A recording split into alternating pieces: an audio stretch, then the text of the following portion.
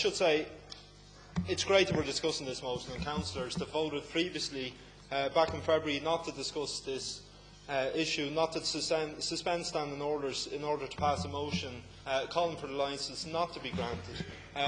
First of all, if that motion had been supported, if the suspension of orders had been supported back in February, we wouldn't need to be discussing this motion here tonight. 6 months ago, the relevant minister would have got a very clear signal from Dunleary-Rathdown County Council. He wouldn't be regurgitating, for example, in the Dáil that the Council's submission and the Council's comments do not negate the fact that we should facilitate providence oil. I think it's absolutely incredible.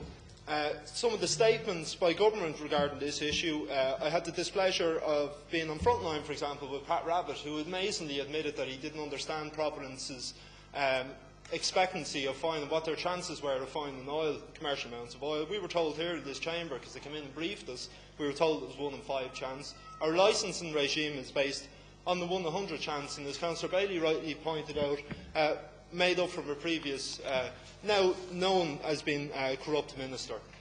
But the point of it is, and I accept what you're saying, Councillor Ward. No one for a second said that the responsibility for granting this licence hinged on this council. No one ever accepted that. But what we do accept is that the government asked us to comment on it.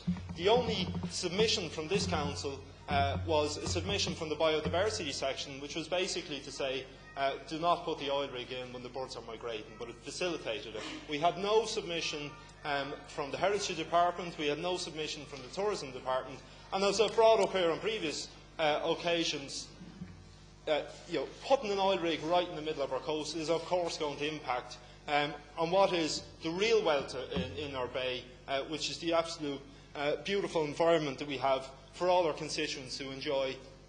This isn't going to be there to enjoy if there was an oil spill, and it's not scaremongering even bringing up the suggestion of an oil spill, but if there was, it would be our responsibility to clean it up. It would be the Coast Guard. So if all goes well for Providence Oil, they'll come in here, they'll take ludicrous amounts of profits from this. In fact, we have the second lowest tax take in the world for this issue. I stood shoulder to shoulder with people in Rossport. I've seen the community there trampled on by the government at the time, and I don't want to see it happen here. I very much welcome any councillor who is changing their mind tonight, and last person that will rub things in people's faces.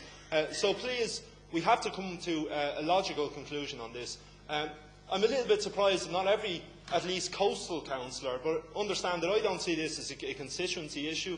This is a Dublin Bay issue. In fact, it's a national issue. And we have an obligation to stand up for every other council, including Dublin City, Fingal, every other council in the country. Councillors have an opportunity not just to stand up for the constituents here, but on a national basis.